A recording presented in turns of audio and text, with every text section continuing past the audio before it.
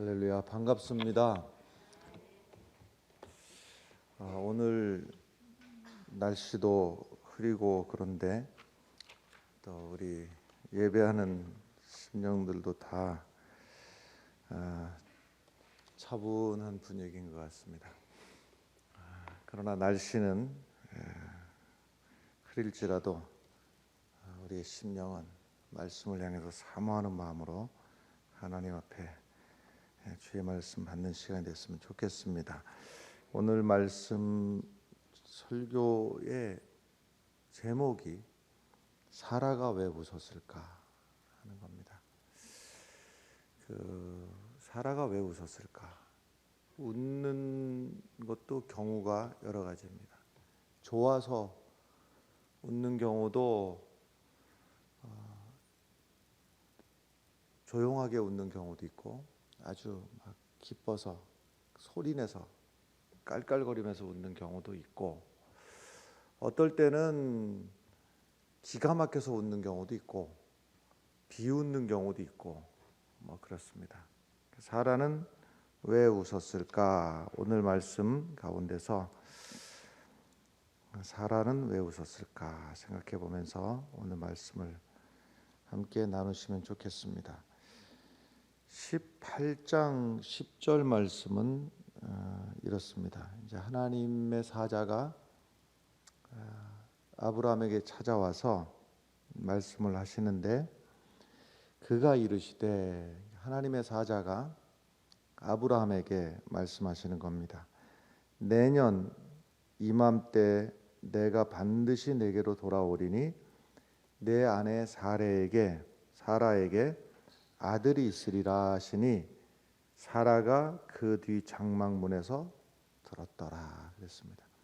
하나님의 사자가 아브라함에게 내년 이맘때에 네가 아들을 보게 될 거야 하니까 뒤에서 사라가 엿들었습니다. 사실은 진작부터 하나님께서 아브라함 아들이 없는 아브라함에게 너에게 아들을 주겠다 이렇게 약속을 하신 지가 꽤 됐거든요. 그런데 한 해가 지나고 두 해가 지나고 10년이 지나고 그래도 아들은커녕 아들을 낳기는커녕 나이만 점점 먹어가서 이제 내년이 되면은 100살이 되는 때에 내년 이맘때에 아들이 있으리라. 그 아내 되는 사라는 지금 90이 다 돼가는 나이인데 이 이야기를 듣고 아브라함과 사라는 나이가 이미 많아서 늙었고 사라의 경수는 끊어졌고 그러니까 사라가 속으로 웃으면서 하는 말이 내가 노쇠하였고 내 주인도 늙었으니 내게 무슨 즐거움이 있으리요 하는 겁니다. 지금 사라가 웃고 있는데 말 그대로 웃는 게 아닌 상황이죠. 지금 사라가 웃고 있는데 왜 웃고 있는가 하면 이 하나님의 말씀이 전혀 이치에 안 맞기 때문에 그런 겁니다. 이해가 안 되기 때문에 그래요. 이 나이에 90을 바라보는 이 나이에 내가 아이를 낳는다고 더군다나 경수가 끊어졌고 폐경기가 이미 한참 지나서 아이를 낳을 가능성이 0%인 걸 내 스스로가 이미 알고 있는데 내년에 아들을 낳겠다. 이거 한마디로 웃기는 얘기입니다. 웃기는 얘기예요. 그러니까 사라가 웃었다 이 말이에요. 사라가 속으로 웃었어요. 사라 생각에는 참 하나님 참 대단하게 웃기신다 하는 생각이 들었을 겁니다. 근데 웃는 것도 분위기 안 맞게 잘못 웃었다가 곤란을 겪는 경우들이 있는데 제 대학 선배 중에서 말이 선배이지 제가 직접 같이 공부한 선배가 아니라 한참 선배. 제가 이미 대학 다닐 때는 신학대학 다닐 때는 전설이 되어 있었던 선배가 있었는데 이종헌이라고 하는 분이 계셨어요. 신학대학을 다닌다고 해서 여러분 다 사명감을 가지고 또 주의 복음을 전하를 꿈을 꾸고만 신학대학 다니는 건 아닙니다. 그냥 어찌어찌 하다가 여러 사연 속에서 신학대학 오는 경우들도 많습니다. 이분이 그런 경우였어요. 무슨 사명감이나 대단한 말씀에 대한 추구나 이런 게 아니고 어찌어찌 하다 대학을 다녔으니 신학대학 다니는 동안에 무슨 대단하게 열심히 공부한 것도 아니고 그냥 미래에 대한 비전과 꿈이 있는 것도 아니고 복음에 대한 열정이 있는 것도 아니고 그냥 설렁설렁 하다가 대학을 졸업했는데 그렇게 신학대학을 졸업하고 나니까 무슨 일을 하겠습니까? 써먹을 데가 없죠. 근데 이런 사람들이 또 재주가 있어요. 그 재주가 뭐냐면 용케 기독교 교회 협의회에서 주는 장학금을 떡하니 차지했어요. 그 장학금이 뭐냐면 미국 가서 공부할 수 있는 장학금을 덜커덕 받게 됐어요. 또 그런 재주는 또 있는가 봐요. 그러니까 유학을 장학금 후원 받아가지고 유학을 가긴 갔는데 그것도 학문적인 탐구나 대단한 열정을 가지고 유학 간 게 아니라 말하자면 도피성 할 일 없으니까 이거라도 해야 되겠다 하고서는 그냥 외국에 나가 있으면 경험도 되고 좋지 그냥 막연한 생각을 가지고 유학을 갔으니 무슨 유학을 할 만한 어학 준비가 된 것도 아니고 그냥 막연하게 유학을 간 거예요. 그냥. 미국 클레어몬트의 대학 클레어몬트 대학에 가고 상담학을 공부를 하게 되는데 상담학을 공부한 것도 무슨 상담에 대해서 대단한 관심이 있어서가 아니라 거기가 입학하기 제일 쉬운 상황이었는가 봐요. 그러니까 입학하기 제일 쉬운 데를 삐집고 들어간 게 상담학을 배우러 클레어몬트에 입학을 했는데 이거는 말이 됩니까?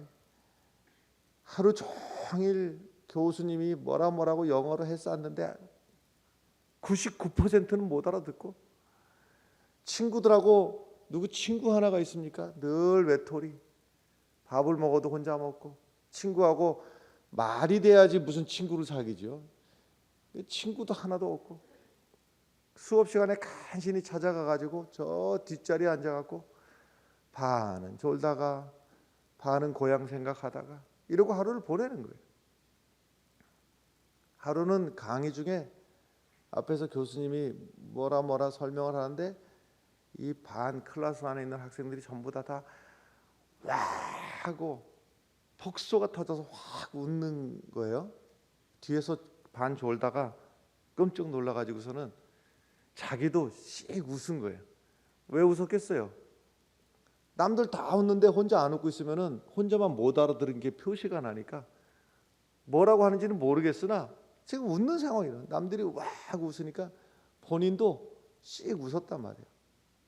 갑자기 교수가 정색을 하면서 다 잠잠하게 하더니만 뚜벅뚜벅 저 뒤에 있는 이 종원에게 걸어와 가지고서는 너 지금 왜 웃는지 알아? 그러니까 이제 분위기가 심각한 분위기가 된 거죠. 모르는데요. 왜 웃는지도 모르면서 왜 웃어? 바보처럼 하고 망신을 준 겁니다. 그동안에 눌려왔던 이 서름과 이 창피함과 이것이 막 속에서 폭발을 해버리는데요. 그대로 저 복도에 나가가지고서는 막 자기도 주체할 수 없이 꺼이 우는 거죠.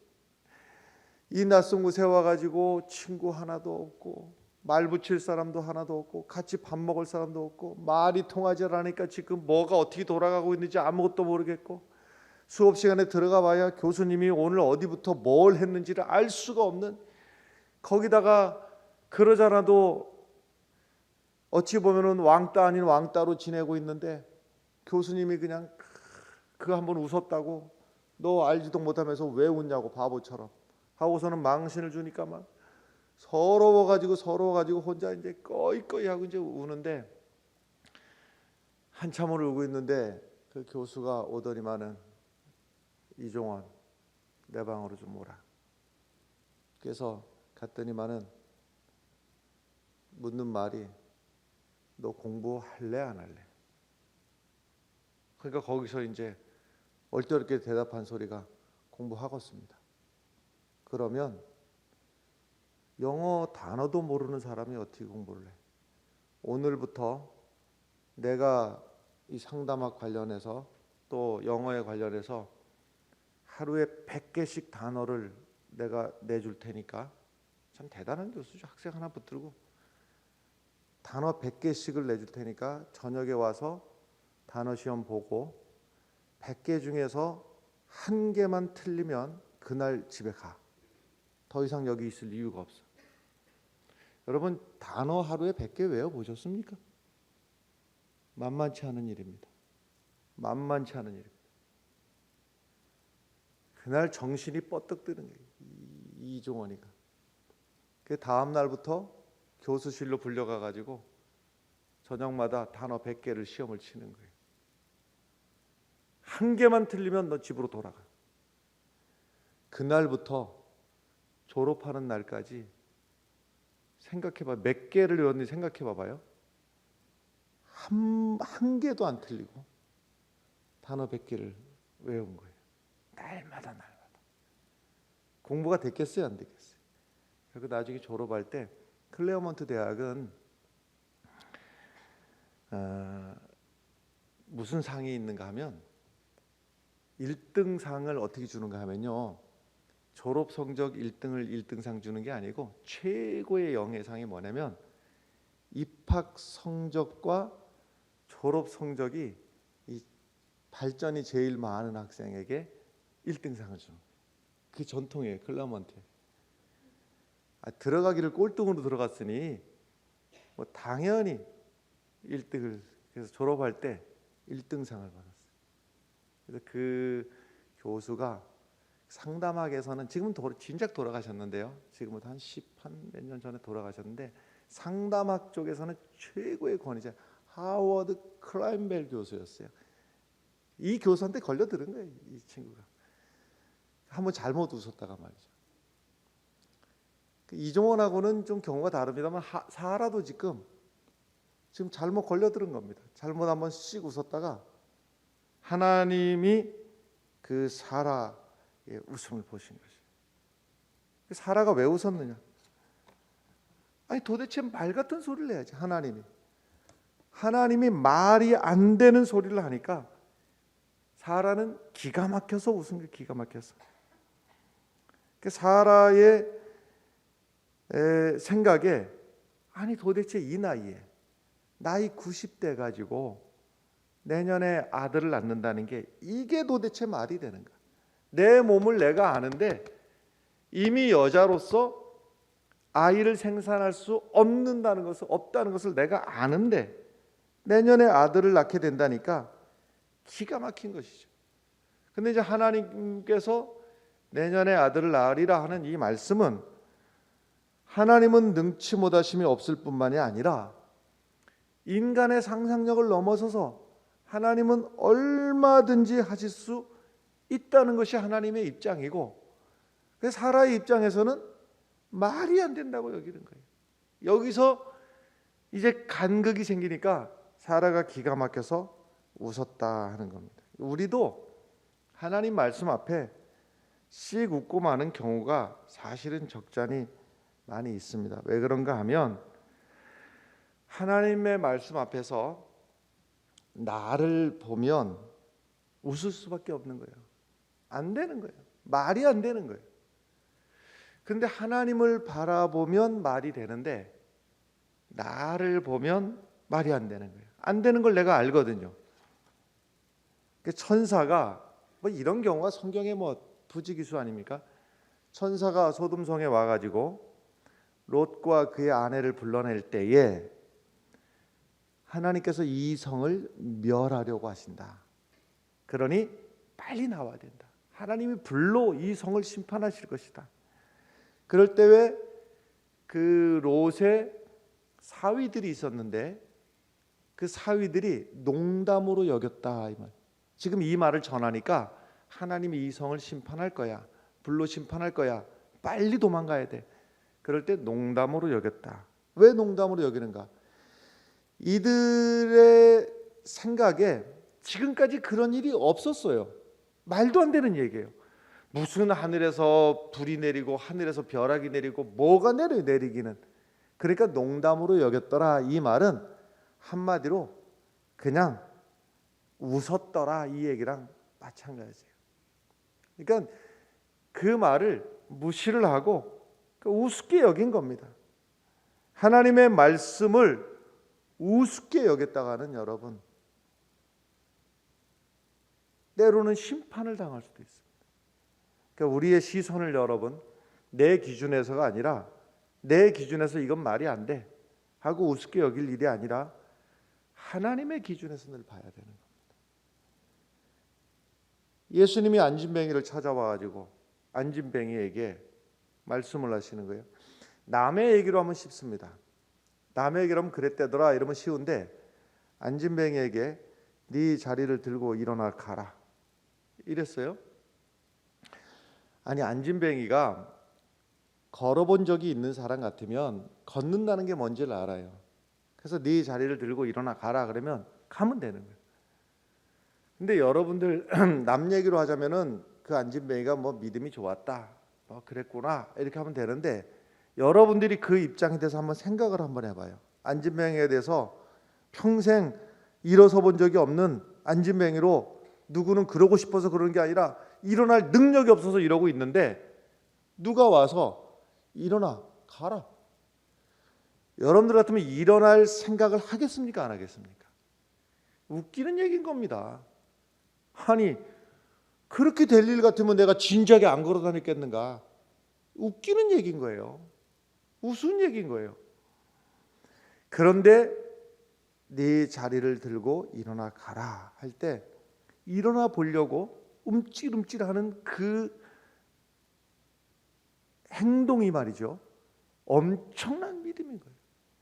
그 믿음이 안 되는 줄 알면서도 일어나 가라 하는 그 말씀 앞에 일어나려고 움찔움찔하는 이 믿음은 어마어마한 믿음이에요. 이 믿음이 일어나 걷게 하는 겁니다. 여기서 둘 중에 하나예요.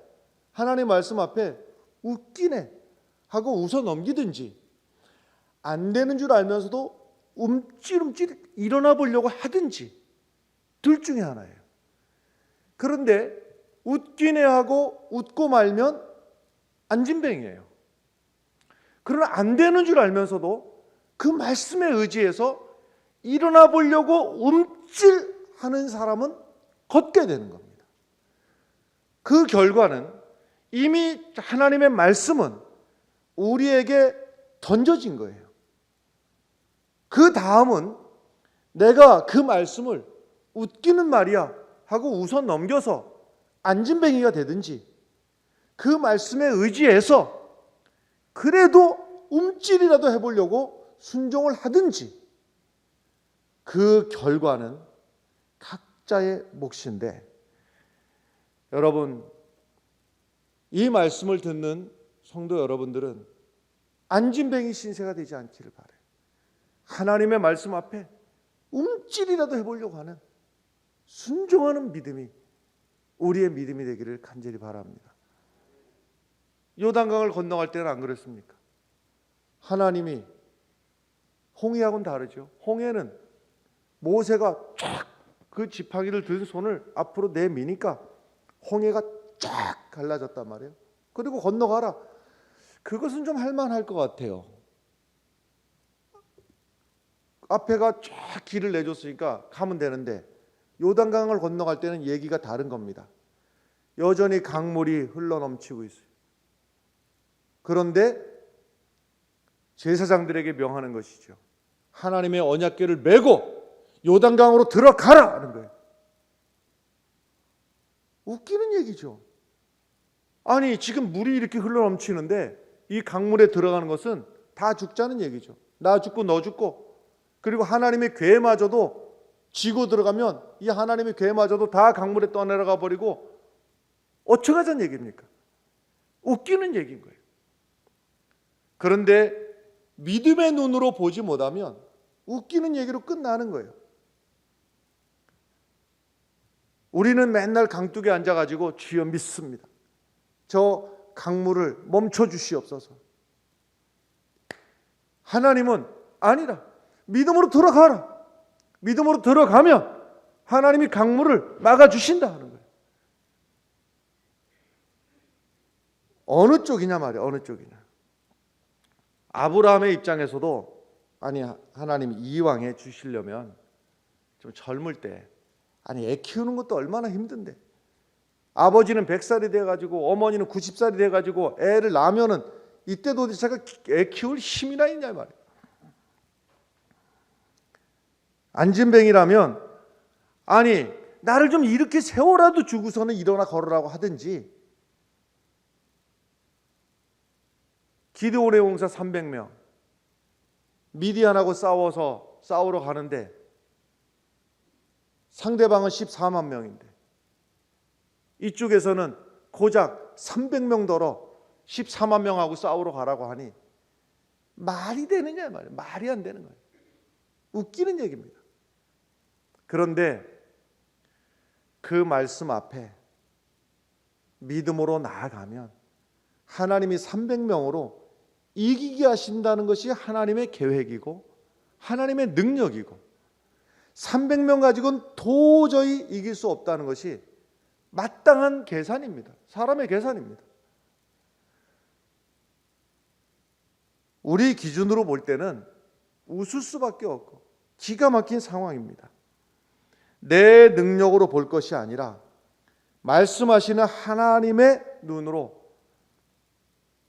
볼 수 있게 되기를 바랍니다. 이것은 순종할 때 일어나는 역사입니다. 어찌 하나님 말씀 같은 말씀을 하셔야지요. 안진뱅이 같은 생각입니다.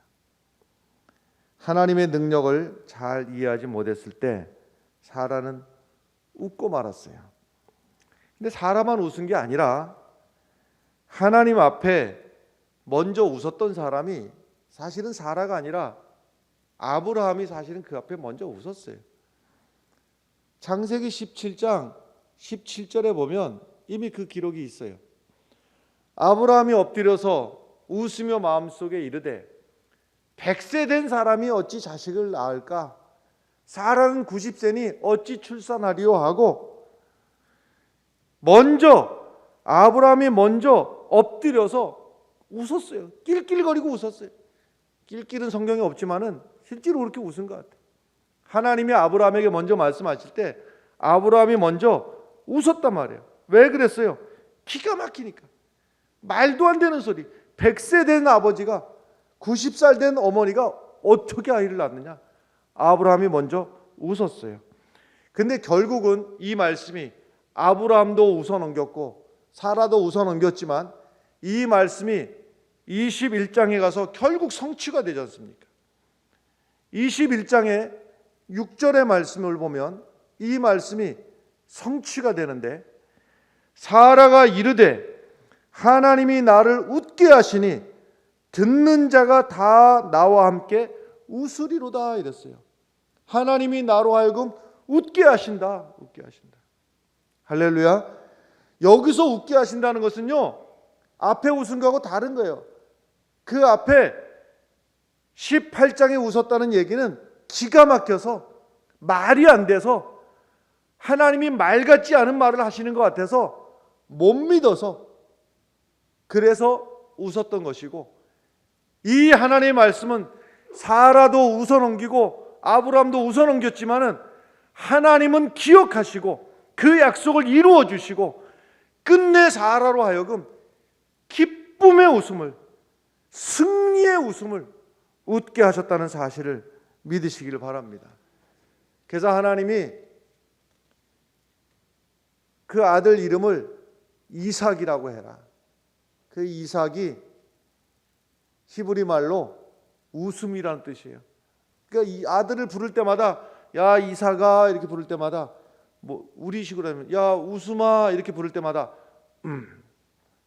그때 하나님 말씀하셨을 때 내가 웃어 넘겼지. 그 말씀이 안 믿어져서 내가 웃어 넘겼어. 근데 하나님이 정말 그 약속의 말씀을 이루어 주시고 내게 진정한 웃음이 나오게 하셨어.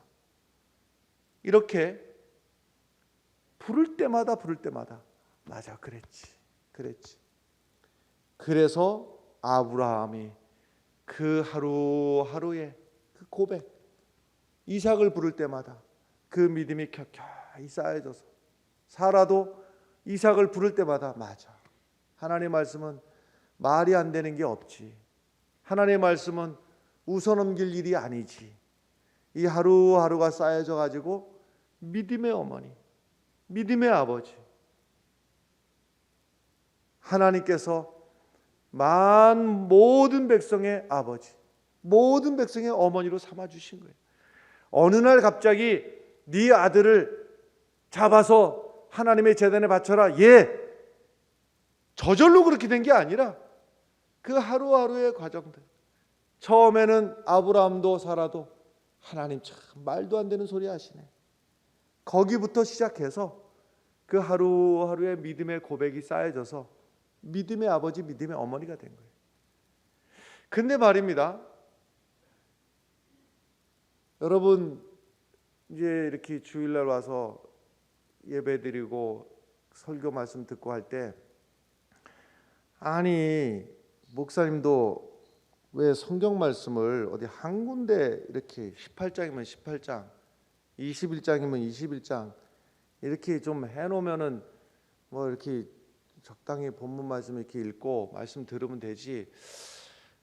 이렇게 어떨 때는 성경 본문 말씀이 말해요. 18장도 있고 21장도 있고 왜 이렇게 복잡하게 할까 싶은 생각을 할 때가 있어요. 아니 있으면 있다고 하고 없으면 없다 하고 그래야지. 그렇게 생각하실 때가 있어요? 뭐 그럴 수도 있고 저럴 수도 있고. 그럼 뭐 생각이 드는 걸 어떻게 하겠어요? 그러나 말이죠. 이유가 있는 거예요. 이 18장하고 21장하고 사실은 얘기는 간단한 얘기 아닙니까? 하나님이 사라에게 아브라함에게 내년 이맘때에 네가 아들을 낳을 거야. 그 뒤에 갖다 붙이면 되는 거예요. 그 뒤에 1년 지나니까 아들을 낳았더라. 이러면 끝난 얘기예요.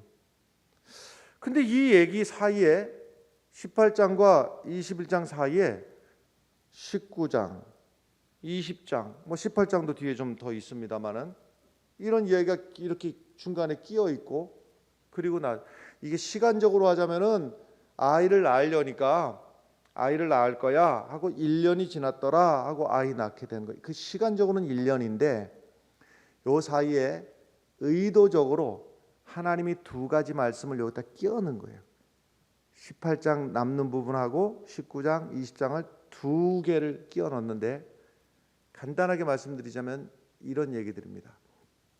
소돔과 고모라 성이 멸망받는 과정 속에서 롯과 그의 아내와 두 딸이 이제 도망쳐 나오죠. 그래서 소돔과 고모라가 불로 심판을 받는데 이렇게 네 식구가 롯과 그 아내와 두 딸이 도망쳐 나오던 중에 롯의 아내가 뒤를 돌아봐서 소금 기둥이 됐어요. 그러니까 남은 것은 누가 남았는가 하면 롯하고 두 딸하고 남았다 이 말이에요. 두 딸하고 남았는데 이게 참 민망한 얘기지요.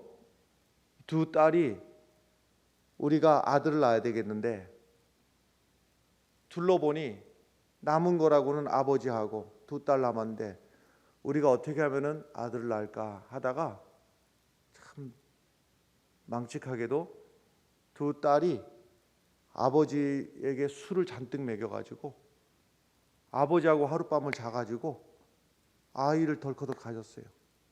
큰 딸만 그런 게 아니라 둘째 딸도 그랬어요.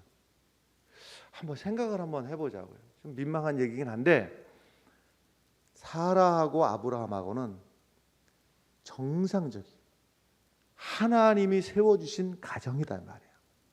일평생 두 내외가 함께 지내는데 아이가 없어요. 아들이 안 생겨요. 뭐 표현이 그렇습니다만은 아이를 갖는 재주가 없는 거라. 아들이 안 생기는 거라. 근데 한편에 이쪽 회개망치간 쪽은 술 먹고 제정신도 아니고 이건 말도 안 되는 이 상황 속에서 딱 하룻밤을 잤는데 큰딸도 아를 갖고 둘째도 아들을 갖고 이거는 참 대단하지 않습니까? 하룻밤. 그것도 술 먹고 제정신도 아니고 손가락질 받아야 되는 그 짓을 했는데 아니 이거는 뭐 아브라함하고 비교해 보면 아브라함은 일평생에도 안 되는 아들 갖는 일이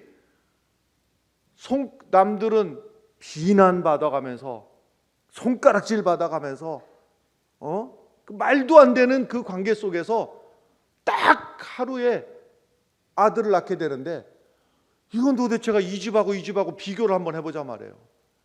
그럴 때에 하나님의 주시는 지금 이 18장과 21장을 이렇게 하나님이 띄워놓고 이거를 중간에 이 얘기를 끼워넣은 이 하나님의 의도를 아시겠어요?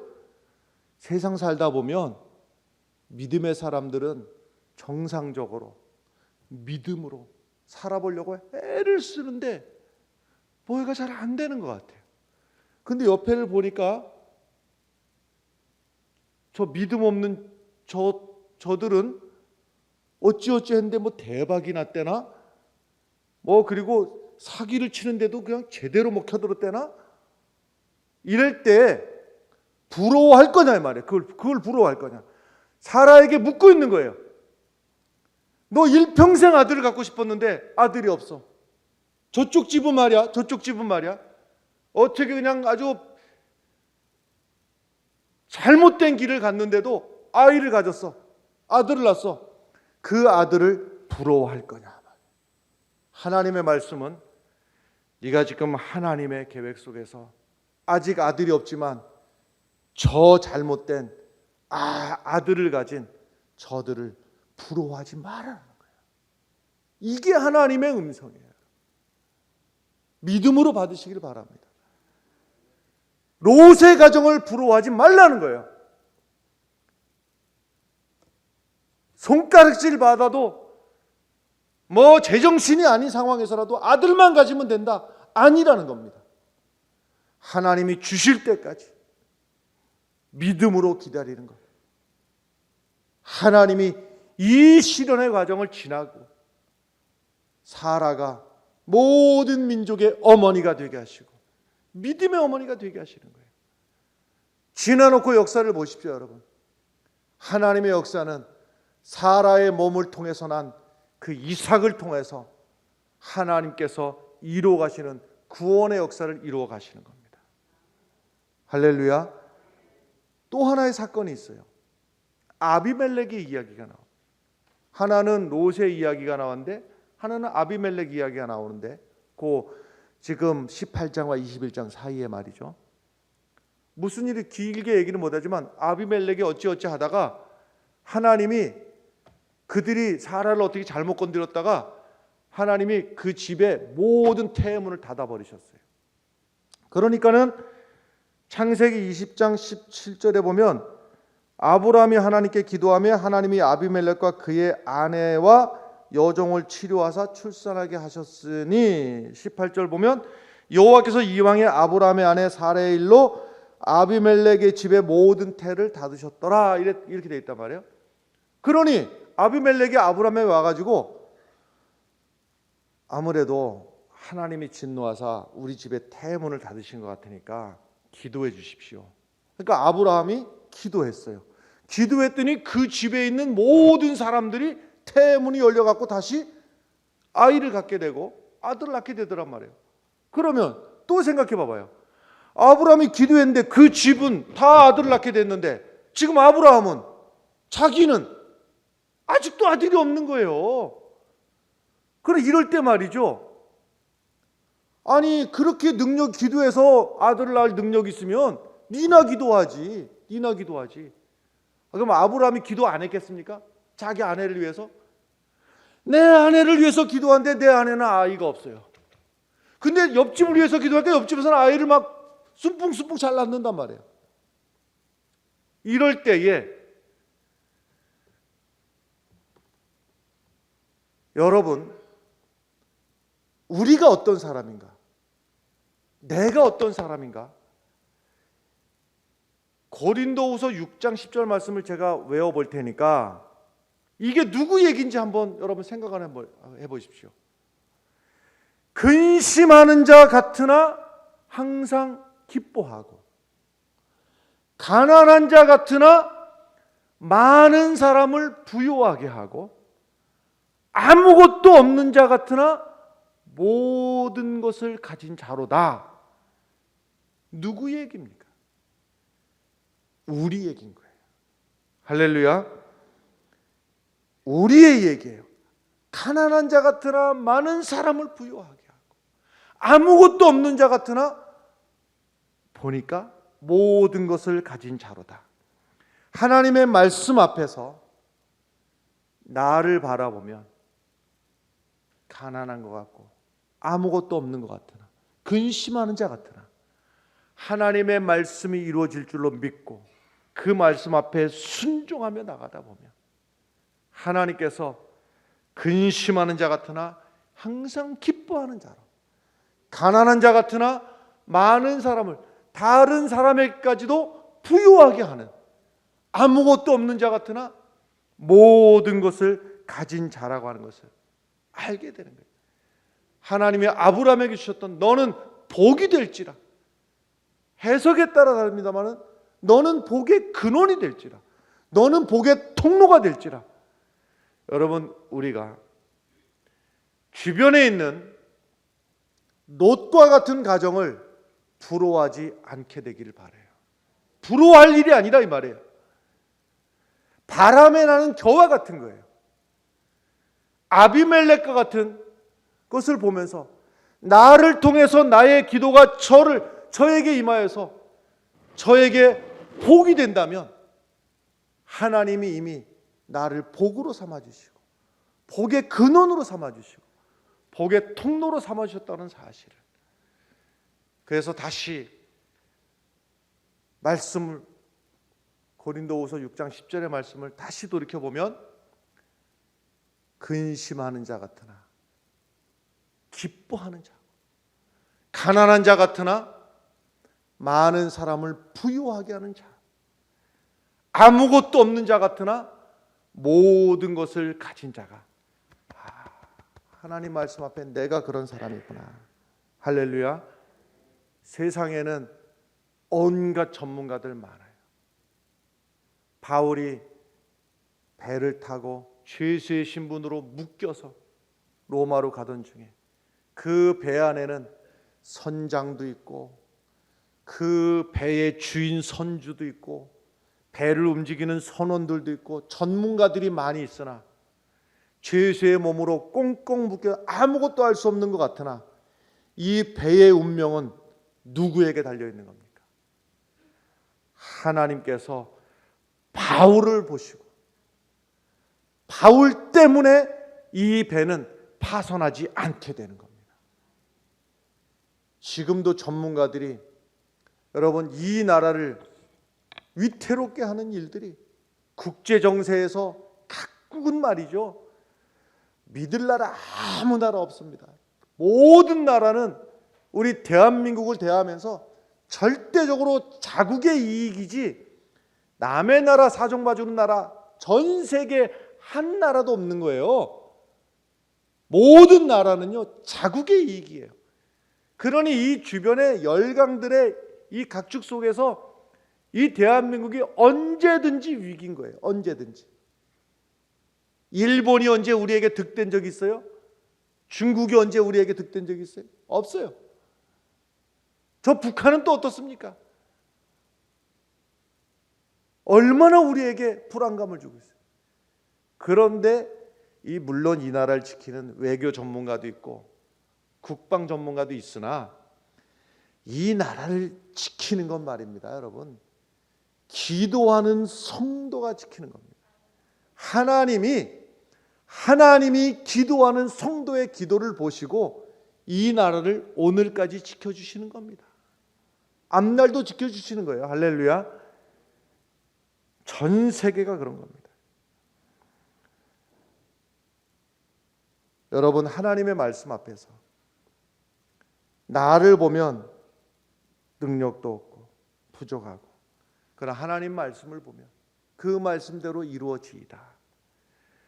그 말씀을 믿는 자에게 가난한 것 같으나 많은 사람을 부유하게 하고 아무것도 없는 자 같으나 모든 것을 가진 자로다. 여러분들이 바로 그 사람인 것을 믿으시길 바랍니다. 기도하겠습니다.